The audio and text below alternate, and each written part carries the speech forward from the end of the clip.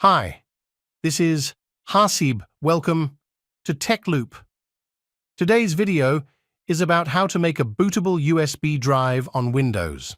First, insert your any USB drive in laptop. So first, go to your browser, then search for Rufus download. Here is the latest version of Rufus. Download it.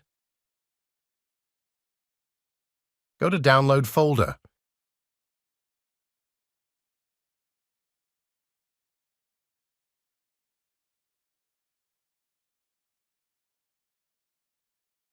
Now open the Rufus software.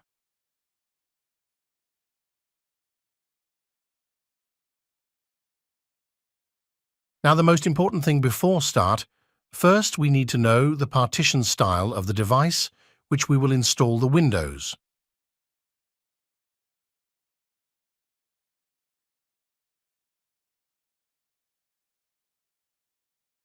For that, right-click on the Start menu, then Disk Management.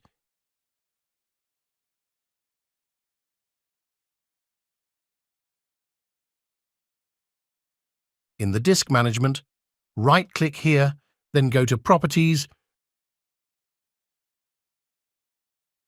select Volume. Now you can see here the partition style. In my case, the partition style is GPT. In your case, it can be MBR or GPT. Select the Windows ISO file from folder where you downloaded the ISO file.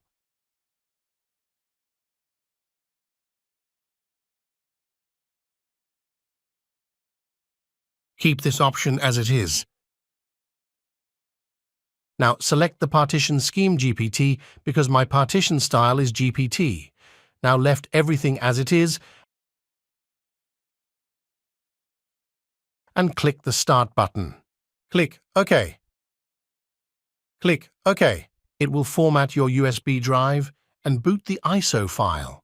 So if you have anything in your USB drive, back up those files. Now just wait for a few minutes to finish.